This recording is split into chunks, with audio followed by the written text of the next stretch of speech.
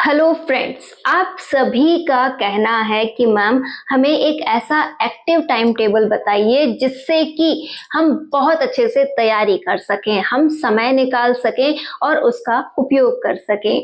देखिए, हम हाउसवाइफ हैं, हमारे पास ढेरों काम होते हैं, ढेरों जिम्मेदारियां होती हैं और उन सभी के बीच में ही हमें हमारे लिए समय निकालना होता है, हमारे सपनों के लिए समय निकालना होता है।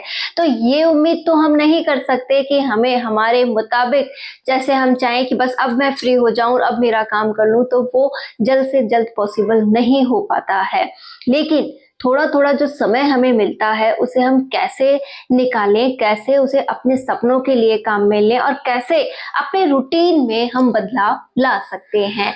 सबसे पहला पॉइंट हमारा ये आता है कि हमें हमारी परिस्थितियों को पहचानना है। जैसे हो सकता है आपके बच्चे जो हैं बहुत छोटे हों, अगर बच्चे छोटे हैं तो हमें उनके अनुसार अपनी लाइफ को ढालना पड़ता है, उनके अनुसार ही चलना पड़ता है कि जैसे बेबी सो रहा है या फिर बेबी अभी खेलने के मूड में है, तो उस समय का उपयोग ही हम अपने लिए कर सकते हैं कि हाँ चलो मैं इस समय को पढ़ने के लिए काम में लूँ, ठीक है। लेकिन यहाँ पर भी हमारी एक सेकंड ऑप्शन भी रहता है कि चलो वो ऐसा कुछ कर रहे हैं तो मैं अपने घर के काम निपटा लूँ। तो ये चॉइसेस हमें ही तय करनी होगी कि हम उनके अनुसार समय निकालें और पढ़ाई में समय लगाएं। घर के कामों का मैं आपसे इतना ही कहना चाहूंगी, जब तक आपके बच्चे छोटे हैं आपकी पहली प्रायोरिटी आपका बच्चा और आप होनी चाहिए, क्योंकि जब हम एक बच्चे को इस दुनिया में लाते हैं तो उस समय हम पूरी तरह कमजोर होते हैं और उस कमजोरी के बीच ही हम ढेरों ऑप्शंस चुनते हैं, जैसे कि हाँ मुझे इस पूरे घर को संभालना है, साथ में मुझे अपने करियर को टाइम देना है और बच्चे को समय देना है। और हम ये भूल जाते हैं कि तो हम भी तो इंसान हैं, कि हमारे पास भी तो अभी पूरी तरह से वो शक्ति है ही नहीं जिससे हम इतना सब कुछ कर सकें।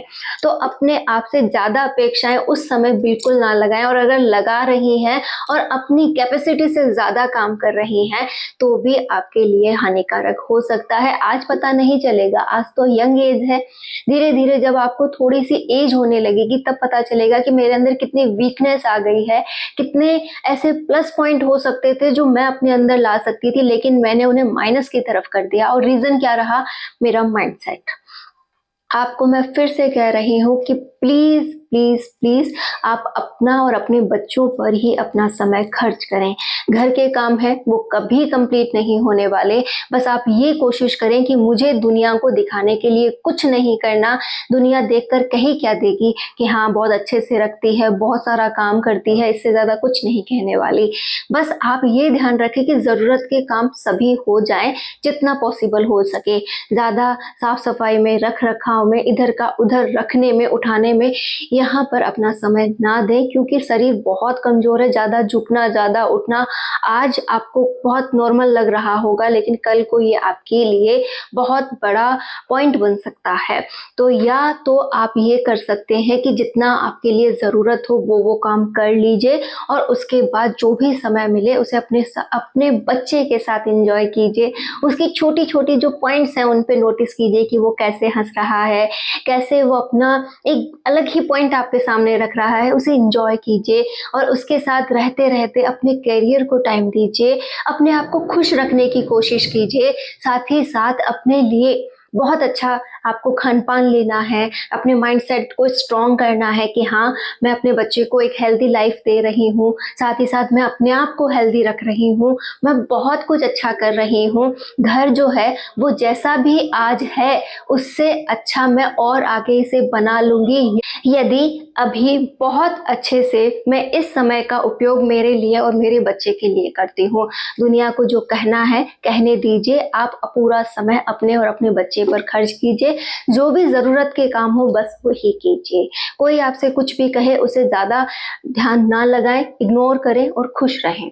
वे फ्रेंड्स जिनके बच्चे 3 साल से ऊपर के हैं, मतलब 6-7 साल तक के हैं, वो जो है अपनी जिम्मेदारियों को थोड़ा कम कर चुके हैं, मतलब उनके बच्चे अब स्कूल जाने लगे हैं, वो थोड़े बड़े हो चुके हैं, वो अपने अनुसार यहाँ पर अपना वक्त अपने अनुसार बिता सकते हैं। तो आपके पास अब समय थोड़ा अच्छा मिल जाता है। अब उनके रात को जगने के और ये चांसेस भी कम हो गए हैं। तो अब आपको क्या करना चाहिए, एक रूपरेखा बनानी चाहिए, अपने अनुसार दिन को ढालना चाहिए। आप सुबह जल्दी उठ सकती हैं, आप जितना सुबह जल्दी उठ करके पढ़ लें उतना पढ़िए। आपका बच्चा आपके साथ अब नहीं उठता होगा क्योंकि वो बड़ा हो चुका है। आप उसे सुलाकर अपने पास सुलाए रख सकती हैं, साइड में बैठकर आप पढ़ाई कर सकती हैं और सुबह अच्छा खासा समय आप पढ़ने के लिए निकाल सकती हैं। इसी के साथ साथ आपको एक और काम करना है कि आप जब भी सुबह के समय के बाद काम कर लगती हैं कि हाँ मेरा अब 6 बज गए हैं, काम का समय हो गया है, बच्चों के लिए मुझे बहुत कुछ करना है, अपने घर के लिए मुझे बहुत कुछ करना है, उस दौरान आप जो भी आपने सुबह पढ़ा या फिर आपने कल पढ़ा उसे रिवाइज कर सकती हैं। साथ ही जो टॉपिक आपको आगे पढ़ने हैं, जैसे दोपहर में कोई टॉपिक आपने चुना है जिसे पढ़ना है, उसके लिए आप क्लासेस सुन सकती हैं और वहाँ पर आप बहुत अच्छा समय अपने आप को दे सकती हैं, क्योंकि रिकॉलिंग सबसे बड़ा पॉइंट होता है। जब हम बहुत अच्छा याद रख सकते हैं तो हमें क्या करना चाहिए, सुबह बहुत अच्छा समय पढ़ने के लिए लेना चाहिए, 1 आध घंटा, 1.5 घंटा, 2 घंटा, आप जितना निकाल सके। उसके बाद आप सुबह के जब काम करें उसे रिवाइज कीजिए या फिर नई क्लासेस सुनिए, तो आप उस समय का उपयोग कर सकती हैं। फिर जैसे ही आपके काम कंप्लीट होते हैं आप दोपहर में समय निकाल सकती हैं। अगर आपका बच्चा है, स्कूल नहीं जाता है, तो उसे सुला सकती हैं दोपहर में और उस समय का उपयोग भी आप अपने लिए कर सकती हैं। नींद वगैरह पर कंट्रोल आपको करना होगा, जैसे दोपहर में आप 2-3 घंटे ना सोकर आधे घंटे सोकर अपने आप को रिलैक्स कर सकती हैं या फिर बिना सोए रह सकती हैं अगर आप दिन में सोना पसंद नहीं करती हैं तो। इसी के साथ साथ दोपहर में जो आप तैयार करें उसे आप शाम के वक्त पर रिवाइज कर सकती हैं और भी एक्स्ट्रा जो भी आपको सुनना है उसे सुन सकती हैं। कुल मिलाकर मेरे कहने का अर्थ है कि ये आप पे डिपेंड करेगा कि आप कितना समय पढ़ने के लिए निकालती हैं, कितना समय अपने लिए आप यूज करती हैं। हमें ये तो कहना बहुत आसान लगता है कि कोई हमें वक्त नहीं देता, लेकिन ये कहना भी उतना ही आपको होना चाहिए कि मैं अपने लिए समय नहीं निकालती। यकीनन ये पहला पॉइंट है कि आप अपने लिए समय नहीं निकालते हो, क्योंकि आपने जिम्मेदारियों को, काम को इतना हावी कर लिया है कि आप भूल चुके हो कि आप भी कुछ हो।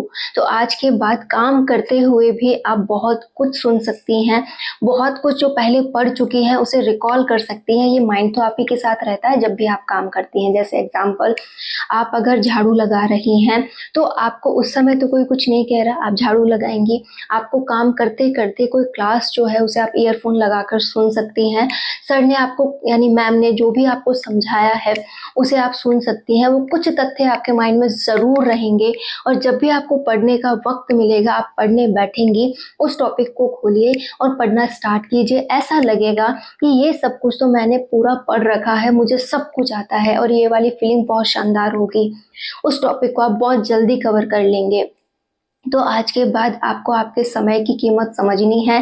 काम करने के दौरान भी आप पढ़ सकती हैं, उसे समझ सकती हैं और चलो वहाँ पर आप कुछ सुनना नहीं चाहती तो भी आप अपने माइंड पर प्रेशर दीजिए, उसे वापस से याद करने दीजिए कि आपने क्या पढ़ा था, आपने इस टॉपिक के बारे में क्या जाना था। जब भी आप पढ़ने बैठती हैं, कुछ तो पढ़ के उठती हैं, उस टॉपिक को भी आप रिवाइज कर सकती हैं काम के दौरान। और रिवाइजेशन से ज़्यादा मजबूत पॉइंट कोई भी नहीं है आपको एग्जाम टाइम में किसी भी क्वेश्चन का जवाब याद दिलाने के लिए।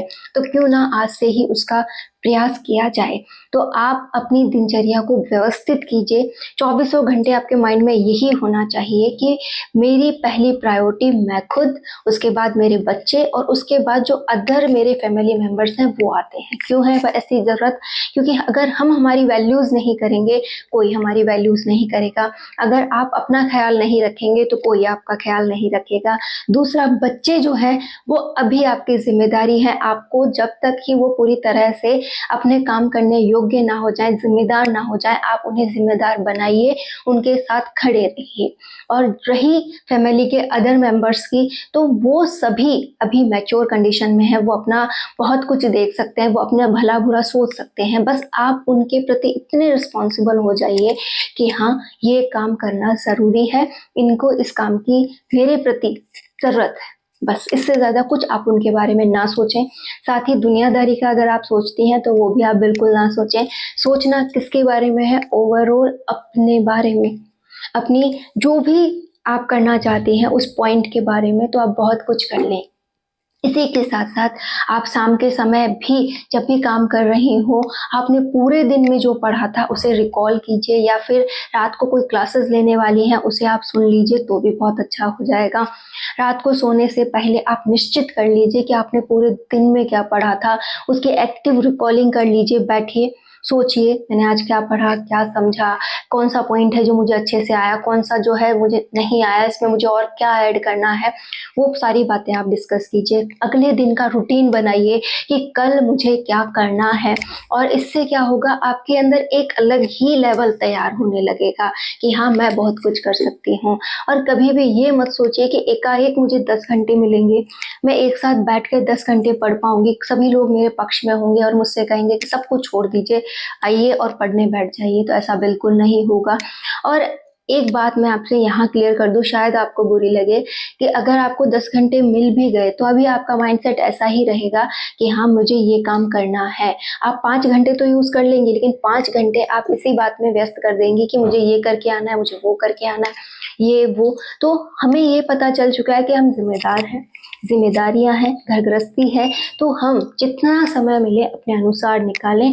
अगर कोई हेल्प कर रहा है तो ज़रूर हेल्प लें और इस समय को बढ़ाने की कोशिश करें। 2 से ढाई घंटे भी अगर अब निकल रहे हैं तो धीरे-धीरे इसे 4 घंटे करने की कोशिश करें, 5 घंटे करने की कोशिश करें, और एग्ज़ाम तक आपका कई बार सिलेबस हो चुका होगा, सारे डाउट्स क्लियर हो चुके होंगे, अच्छा रिवीजन हो चुका होगा। प्रैक्टिस समय आप रात को सोने से पहले निकालें।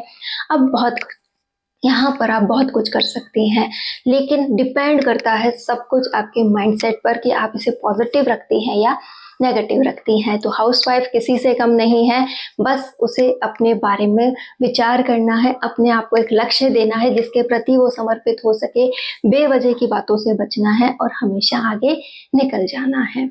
All the best.